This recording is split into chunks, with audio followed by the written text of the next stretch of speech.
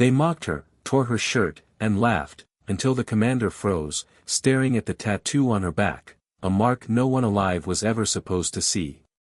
The morning air at the NATO training facility was sharp enough to sting the lungs, carrying with it the weight of authority and the relentless expectation of excellence. Boots slammed against the concrete in perfect rhythm as cadets assembled in tight formation, their uniforms crisp, their movements sharp, each one radiating the fierce pride of youth convinced they belonged among the elite. Into this rigid world stepped Olivia Mitchell. She was not crisp, she was not polished, and she was not what anyone expected to see in this yard. Her jacket was faded, its color an indeterminate green that had been washed too many times. Her boots were scuffed to the point of resembling relics from a surplus store, the soles threatening to peel apart. Her backpack sagged, the straps uneven, patched more times than it should have been. She carried herself without the swagger of the others, without the loud declarations of who she was and what she had achieved. She simply walked, quiet, steady, unhurried.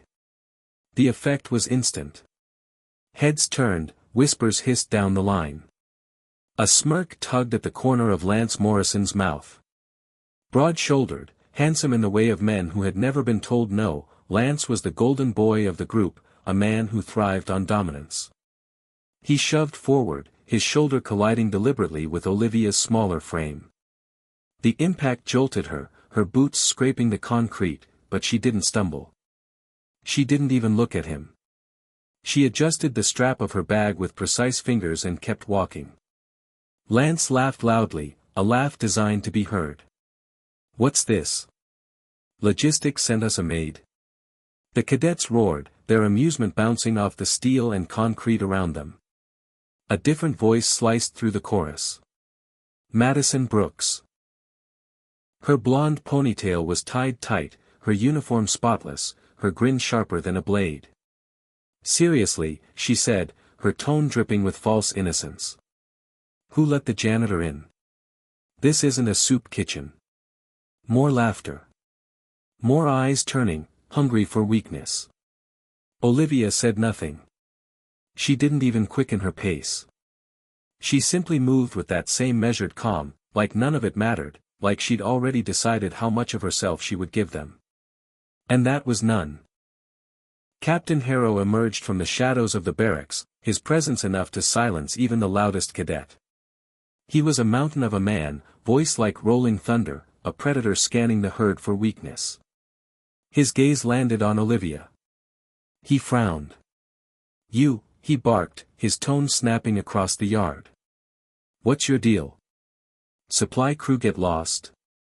This is a training ground, not a charity." The words hung heavy, a commander's dismissal echoing louder than any insult from her peers. The cadets snickered, some elbowing each other, all watching to see what the strange woman would do. Olivia looked at him, her face still as stone, and answered in a voice so quiet it forced them to lean in. "I'm a cadet, sir." Harrow's nostrils flared. He waved a hand like swatting a fly. "Get in line then. Don't slow us down." The message was clear. She didn't belong here, not in their eyes. To them she was already marked as the outsider, the intruder, the one whose every step would be tested and mocked. Yet she obeyed without hesitation.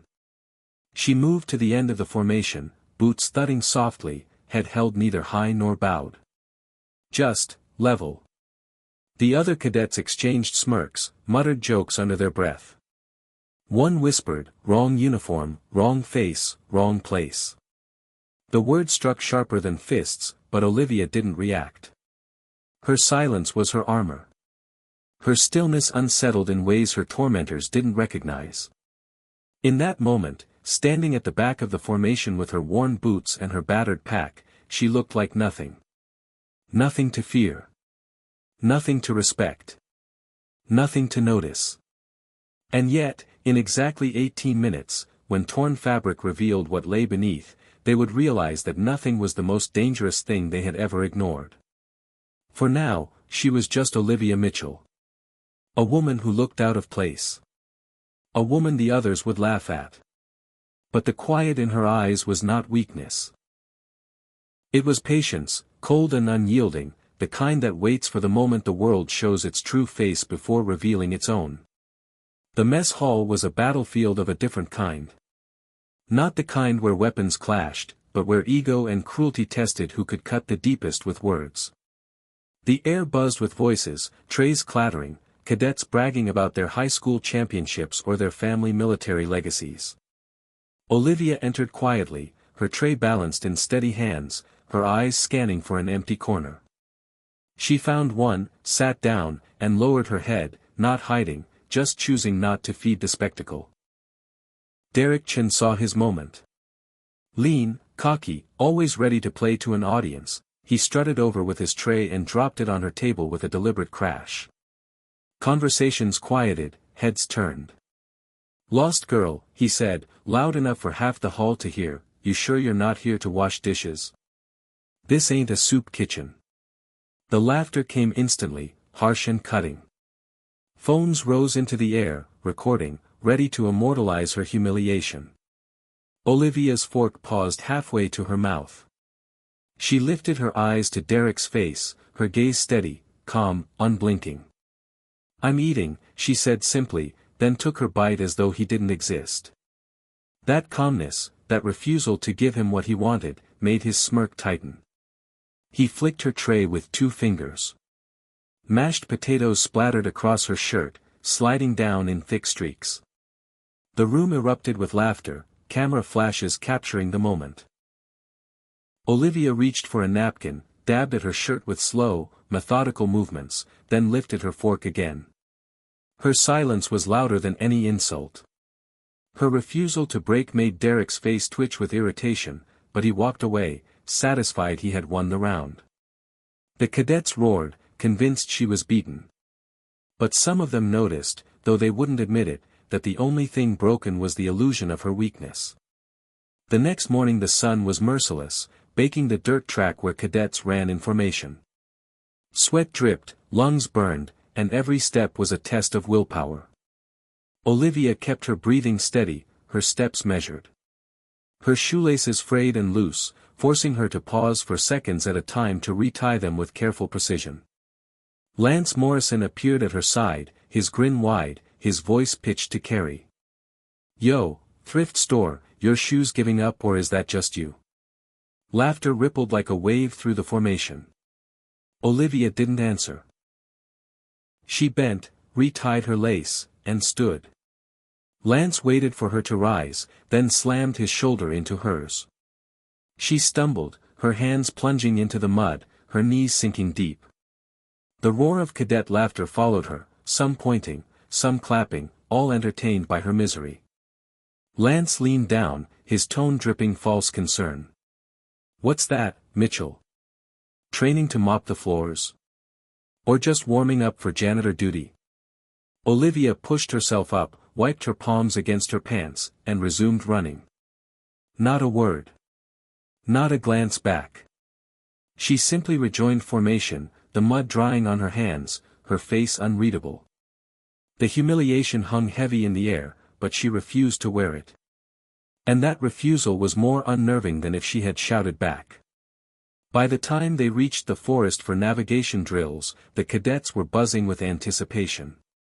They smelled blood in the water, sensed weakness, and wanted more.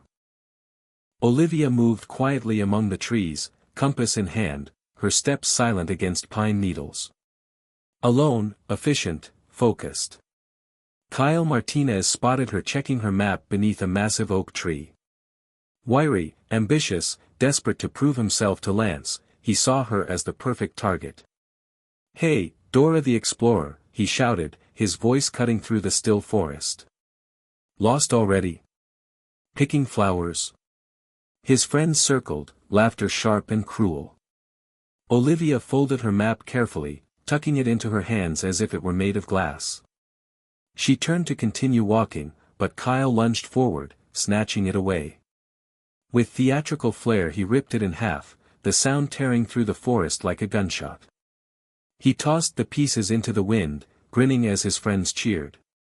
Scraps of paper fluttered through branches, vanishing in the breeze.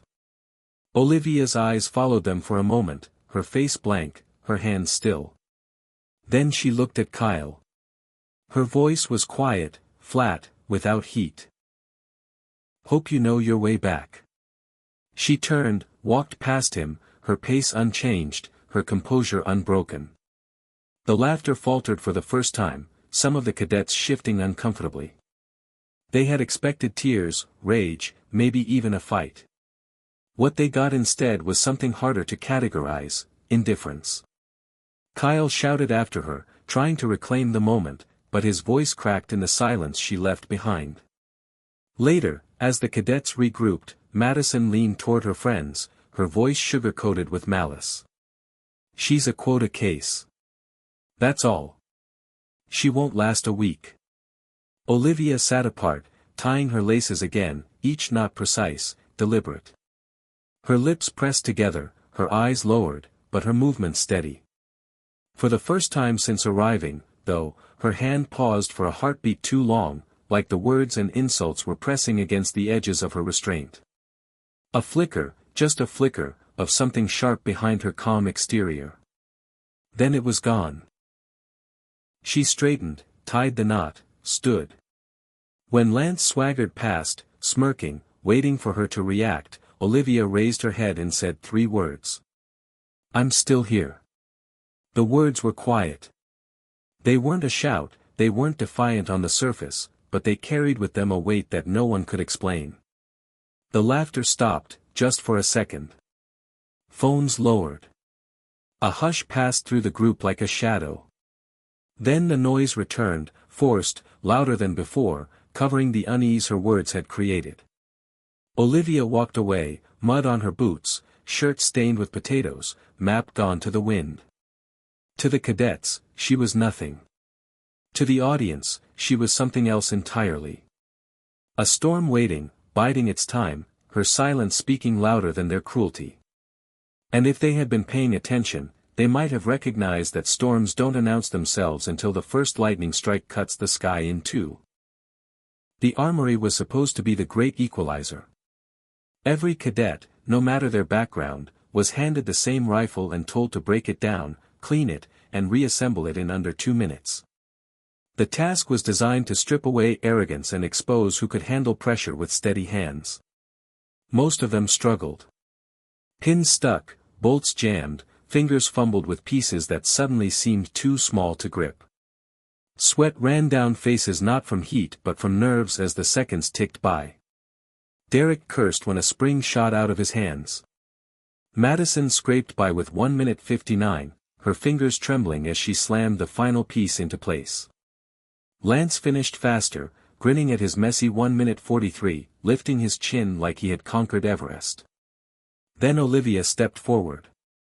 She didn't posture, didn't roll her shoulders like the others. She simply set the rifle on the table, her movements quiet and deliberate. When the timer began she moved as though following choreography written long before this day. Pin out. Bolt released. Pieces laid out in a perfect grid, every motion exact, no hesitation, no wasted effort. Her fingers didn't shake, her breathing didn't change. The parts seemed to obey her hands rather than resist them. 52 seconds later the rifle sat fully reassembled, clean and perfect, not a single detail out of place. The room went silent. Sergeant Polk stared at the timer, then at her, then back again as if the machine had glitched. His voice was low, rough, almost cautious. "Mitchell. Where'd you learn to do that?" Olivia wiped her hands on her pants and kept her eyes on the ground. "Practice," she said. "Nothing more." Whispers spread, uneasy and sharp. "Nobody does it that fast," one cadet muttered. Another leaned close to Lance, whispering, her hands didn't even tremble. "That's Special Forces steady." Lance scoffed loud enough for her to hear. "So she can clean a gun. Doesn't mean she can fight." The laughter was thin this time, forced. Something about her composure unsettled them. Later, in the equipment shed, the quartermaster eyed her with disdain as she stepped up for gear. "What's this, a hobo convention?" he barked, tossing her a vest far too large. The straps dangled, the canvas hanging like a tent. The cadets behind her chuckled, one calling out, "Maybe she can camp in it." Olivia caught the vest, her fingers tightening around the fabric for a fraction of a second. She said nothing. She didn't argue, didn't ask for another. She slung it over her shoulder and walked out. Outside, away from the eyes watching for weakness, she dropped the vest to the ground. Her hands moved quickly, knotting the straps, tightening them, folding excess canvas into a snug, perfect fit. When she pulled it back on, it looked like it had been tailored for her.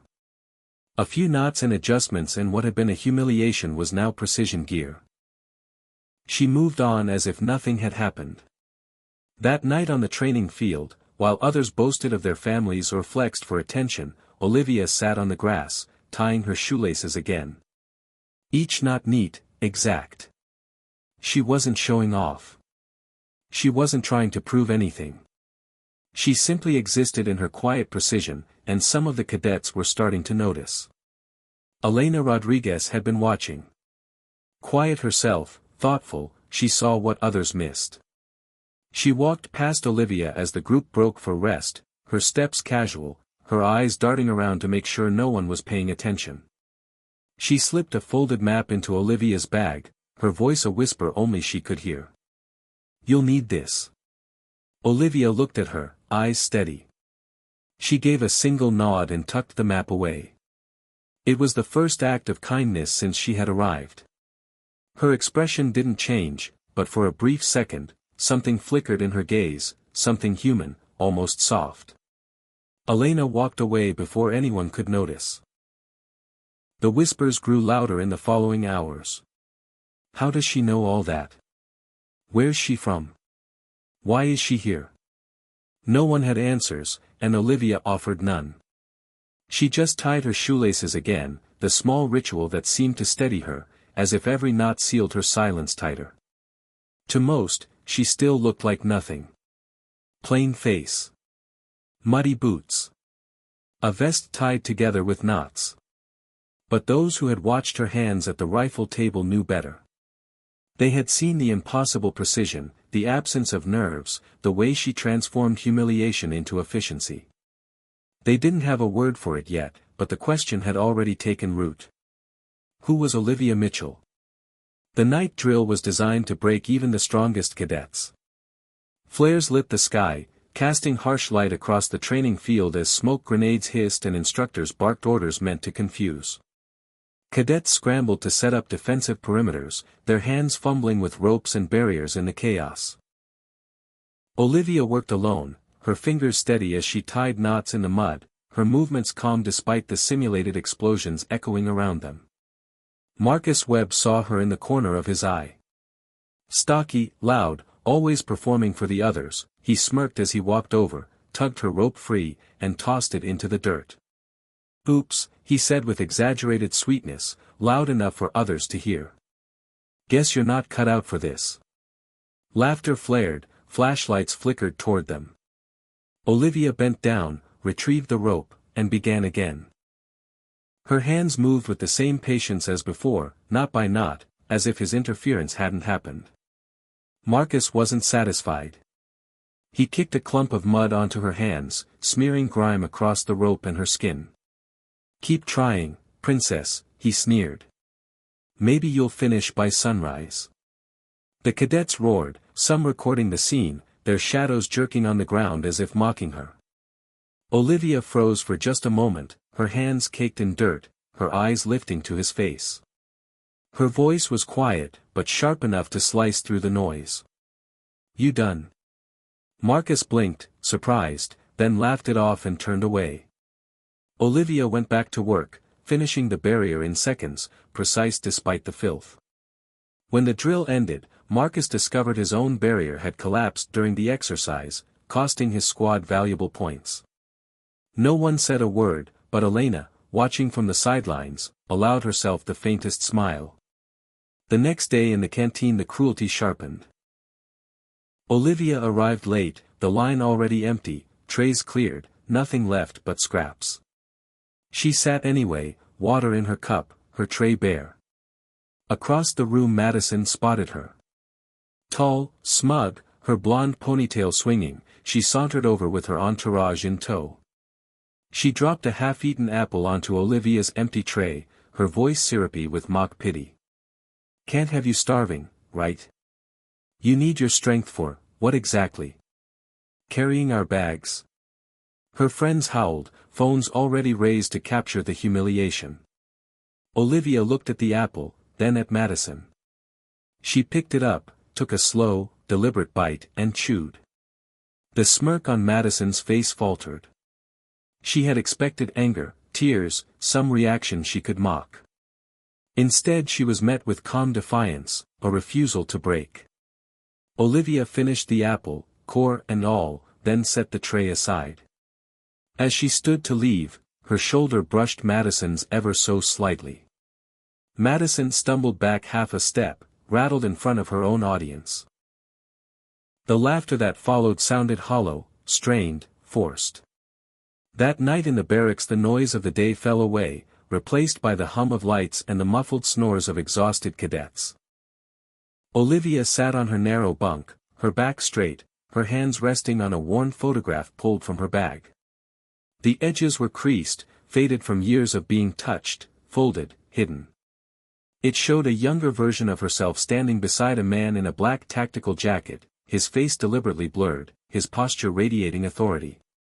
She traced the outline of his shoulder with one finger, her lips pressing into a line that trembled between memory and resolve. Her chest rose and fell with a long, quiet sigh. She didn't cry. She didn't whisper. She simply held the photo for one more heartbeat before slipping it back into the bag. Footsteps passed in the hallway, voices laughing, but she stayed still, eyes fixed on the ceiling. For the first time since arriving, a crack in her silence had appeared, not for them to see, but for herself to remember. Behind the mud, behind the laughter, behind the jeers, something far greater was hidden, waiting for the moment when the world would no longer be able to ignore it. The training yard buzzed with anticipation, a cruel electricity that pulsed through every cadet gathered to watch. Hand-to-hand combat day was always the spectacle, the moment where reputations were made or destroyed. The rules were simple, no weapons, no mercy, skill against skill until one fighter couldn't continue. Fate, or irony, paired Olivia Mitchell against Lance Morrison, the golden boy, the self-proclaimed king of the yard. He stood 6 feet tall, his muscles coiled, his grin predatory. She looked small across from him, her uniform faded, her stance unassuming. The whispers started immediately. "Mismatch. She's done. This is going to be quick." When the whistle blew, Lance didn't hesitate. He charged like a bull, grabbing Olivia by the collar with both hands and slamming her back against the padded wall with bone-rattling force. The impact tore fabric, the sound of ripping cloth slicing through the laughter that followed. Phones came up instantly, cadets cheering, Madison's voice rising above the rest. "Look at that. She's got tattoos too. What is this, some biker club?" Olivia stayed pinned, her expression calm, her eyes unflinching as Lance leaned in close. "This isn't daycare, Mitchell," he snarled, his breath hot against her face. "Time to go home, little girl." Her voice cut through his arrogance like ice. "Let go." He laughed, tightening his grip. But then he hesitated, just for a heartbeat, unsettled by the cold patience in her eyes. It was enough. Olivia shifted her weight, pulling back just slightly, and the torn fabric slid lower across her shoulder blades. And then the yard froze. The tattoo wasn't like anything they had ever seen. Ink black and intricate, it stretched across her back, a coiled viper wrapped around a shattered skull, its fangs dripping venom. The snake's eyes seemed to glare even under the morning light. It was more than art. It was a symbol, one that shouldn't exist anymore. Silence consumed the yard. Laughter died in throats. Phones lowered. Even Lance's grip loosened as his eyes widened in confusion. "What the hell is that supposed to be?" Madison's voice cracked, her confidence faltering. Across the yard Colonel James Patterson had been observing, his arms folded, his expression detached. But when the mark was revealed his face drained of color. He stepped forward quickly, his movements sharp, his eyes locked on the tattoo like he was seeing a ghost. His voice shook with something between awe and dread. "That mark, it can't be." Every cadet turned to stare at him, waiting, but Patterson kept moving, his steps deliberate, his jaw tight. Olivia stood straight now, Lance's hands falling away, her torn shirt hanging uselessly as the mark glared at all of them. She didn't flinch, didn't explain, didn't hide. She simply stood. Patterson stopped a few feet away, his voice carrying across the stunned silence. "Who gave you the right to wear that symbol?" Olivia looked at him, her face unreadable, her tone calm. "I didn't ask for it. It was given to me. 6 years under Ghost Viper."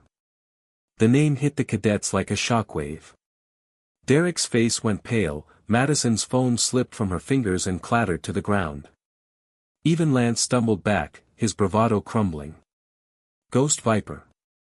The name was whispered like legend in the military, a unit that never officially existed, operatives who disappeared from records after missions too dangerous to acknowledge. 5 years ago they had all been declared dead in a classified operation so secret most believed it was myth. But the mark was real, and Colonel Patterson's trembling hands told everyone that so was the legend. He snapped to attention, his hand rising to his forehead in a salute so crisp it cut the air. The other officers gaped, whispering, stunned. An aide stammered, "Sir, what are you?" But Patterson silenced him with a glare, his voice steady now, full of reverence. "No one bears that tattoo unless they are his final student. His only student." The cadets looked at Olivia as though seeing her for the first time. Not the charity case, not the outsider, not the woman with mud on her boots. But something else. Something dangerous. Something greater than them all. The silence stretched long, heavy, unbroken until Lance, red with humiliation, tried to reclaim what he had lost. His fists clenched, his voice rising with desperate anger. "Bullshit. I don't care what tattoo you've got or what stories you tell. Prove it in a real fight." Patterson's eyes snapped to him, sharp with warning. "Son, I strongly advise you to, no." Lance cut him off, shouting. "I won't be intimidated by some ink and fairy tales. Show us, Mitchell. Show us what the great Ghost Viper taught you." Olivia's expression shifted for the first time since she had arrived.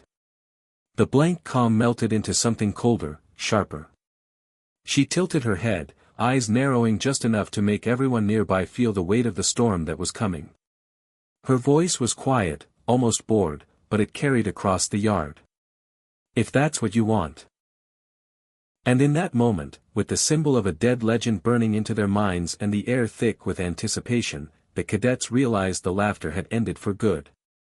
What stood before them was not the weak woman they had mocked but the living embodiment of a myth they were never meant to meet.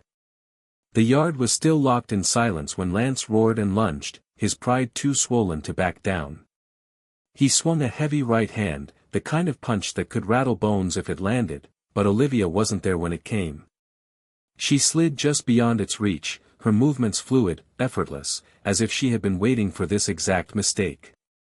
Lance's fists flew in a flurry, left hooks, crosses, wild swings born of rage and desperation, but every strike cut through empty air. Olivia moved like water, her footwork so subtle it seemed she wasn't even trying. To the cadets watching, it was surreal. He was a bull charging through shadows, and she was a ghost slipping between his horns. Lance grew sloppy. His breaths came ragged, his arms slower with each swing. He snarled, spit flying, "Hit me. Do something." Olivia's face never changed. She studied him like a surgeon examining a patient, cold and calculating. And then, when his final swing overextended, she stepped inside his guard. To the untrained eye it looked like she wrapped him in an embrace, her arms sliding around his neck. But in reality it was surgical precision, a chokehold executed with the calm inevitability of gravity itself. Lance's body jolted, his eyes went wide, and then the color drained from his face. He clawed at her arms, but she didn't flinch. 8 seconds later he was unconscious, his body crumpling to the ground with a thud that echoed louder than the laughter that had filled the yard only days before. The cadets gasped, some recoiling, some frozen in disbelief. Madison's phone slipped from her hands and shattered against the concrete, the video cut short. Derek's face turned the color of ash, his bravado vanishing. Elena, standing at the edge of the crowd, allowed herself the smallest smile, quiet vindication blooming across her face. Colonel Patterson stepped forward again, his salute still sharp, his voice carrying the weight of decades of service. Effective immediately, he declared, his tone leaving no room for argument, Olivia Mitchell is designated an honorary instructor. You will learn from her, you will respect her, and you will follow her orders as you would mine. Gasps rippled through the formation. Captain Harrow, the same man who had dismissed her on the first day as a stray from the supply crew, nodded solemnly. His voice, once dismissive, now rang with respect. Understood. Instructor Mitchell. The yard shifted in an instant.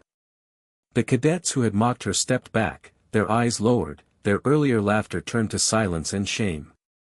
Power had inverted, and the very structure of their world bent around it. The hierarchy was no longer theirs to command. Olivia stood in the center, not gloating, not smiling, simply steady, her torn shirt hanging loose over the mark that had silenced them all. She released a slow breath, adjusted her sleeve, and picked up her battered backpack. She didn't bask in the moment. She didn't need to. The cadets parted before her as she walked toward the barracks, a path opening like she carried an invisible force none of them could resist. Their eyes followed her, some filled with awe, some with fear, some with quiet shame. Elena's gaze lingered the longest, not with fear but with pride. She had seen it before the rest, sensed it in the silence, the patience, the small acts of precision that no one else bothered to notice. Now the truth was undeniable. Justice had arrived, not with shouting or spectacle, but with 8 silent seconds that no one in that yard would ever forget. The yard, once filled with cruelty, was left in stunned quiet. The laughter was gone, the arrogance drained. In its place was something heavier, sharper. Respect. And for the first time since Olivia Mitchell had stepped foot in the facility, the cadets realized they were not the ones being trained. They were the ones being measured. The dust had barely settled on the training yard when word began to spread like wildfire. By nightfall every cadet, every instructor, every cook in the mess hall knew the story of Olivia Mitchell, the woman they had mocked, the woman who carried the mark of Ghost Viper. The atmosphere of the base shifted overnight. Where there had been laughter and jeers, now there was silence and sideways glances. No one dared meet her eyes unless spoken to. For some it was fear, for others awe, but for all of them it was respect, the kind that could not be demanded, only earned in blood and silence. The consequences came swift. Lance Morrison was transferred to the medical facility after his humiliating defeat, but the review board showed no mercy. Conduct unbecoming of an officer, they called it. Within the week he was discharged, his dreams of special forces glory shattered, his family name now a warning whispered in classrooms. Derek Chen, once loud and cocky, was stripped of privileges and reassigned to latrine duty and kitchen patrol. No audience left to play to, no cameras to capture his cruel jokes, only scrub brushes and the stench of wasted arrogance. Madison Brooks faced her reckoning in the outside world. The videos she had gleefully posted mocking Olivia were still online when news broke of who Olivia truly was. Overnight Madison's sponsors pulled their funding, her social media filled with outrage, her reputation in tatters. She deleted her accounts, but screenshots don't vanish. Her name became a cautionary hashtag, a reminder that cruelty leaves a trail. For the cadets who had stood by in silence, there was no punishment except the weight of memory, but that was heavy enough. Every time they stepped onto the yard, they remembered the woman with the torn shirt and the snake coiled on her back. Colonel Patterson made sure they never forgot. In briefings he held up her example like scripture, his voice carrying the lesson like law. Respect isn't optional. Strength doesn't wear a uniform you expect. Dismiss that truth, and you'll fail before you begin. And then came the moment that cemented Olivia's story as legend. The next afternoon, the base gates opened for a visitor. A tall man stepped inside, broad-shouldered, his black tactical jacket blending civilian and soldier in equal measure. His hair was streaked with gray at the temples, his movements sharp, precise, honed by years in combat zones. The guard stepped back instinctively, unsettled by an authority that radiated without a word. Colonel Patterson snapped to attention.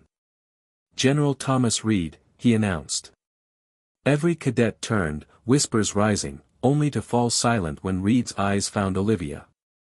She approached him slowly, her composure intact, but for the first time since arriving a crack appeared. Her eyes softened, her lips parted, and a shadow of relief crossed her face. "You didn't have to come," she said, her voice low. Reed tilted his head, a faint smile tugging at the corner of his mouth. "Yeah. I did." Patterson's voice boomed across the yard. "This is General Reed. Olivia's husband." The revelation rippled through the cadets like a shockwave. Madison, standing near the fence, staggered. Derek dropped his tray. Even Elena, who had suspected Olivia carried secrets, widened her eyes in surprise. In that moment Olivia was no longer just a cadet, no longer just a ghost of a myth. She was something more, anchored not only by the mark of Ghost Viper but by the bond of someone equally formidable. Together they left the base in her battered pickup truck, the engine roaring like a beast defying age, dust rising behind them as cadets watched in silence. It was as if a chapter had closed and a legend had driven off into the horizon. But legends don't stay gone. The base culture transformed in her wake. Harassment was punished, respect enforced, inclusion written into every rule. Elena was promoted into advanced training programs, her early kindness to Olivia recognized as rare wisdom. New cadets arriving months later heard the story in hushed voices, saw the places where everything had happened, the patch of dirt where Lance had fallen, the table in the mess where Olivia ate alone, the barracks where she tied her laces with methodical calm. They became monuments, reminders carved into memory rather than stone. Hashtags carried her story across social media: quiet strength, don't judge the book, Ghost Viper lives. Yet Olivia herself was gone, vanishing with Reed into the shadowed corners of a world beyond ordinary reach. For a time it seemed she had disappeared for good. Then one night, in a quiet cabin far from any base, a phone rang. Olivia answered, her eyes narrowing as the voice on the other end spoke a single phrase. "Code Phoenix." She froze, her grip tightening on the receiver. Phoenix was supposed to be dead, buried with Ghost Viper's final mission. If someone was using that word, it meant the past had clawed its way back. "I thought Phoenix was terminated," she said. "So did we," the voice replied. "But the target is alive. And he knows about you." Across the room Reed looked up from a stack of reports, his face grave as he met her eyes. They both knew what it meant. Peace was over. The storm was calling again. If you enjoyed this story, let us know in the comments. And don't forget to like, share, and subscribe for more inspiring stories.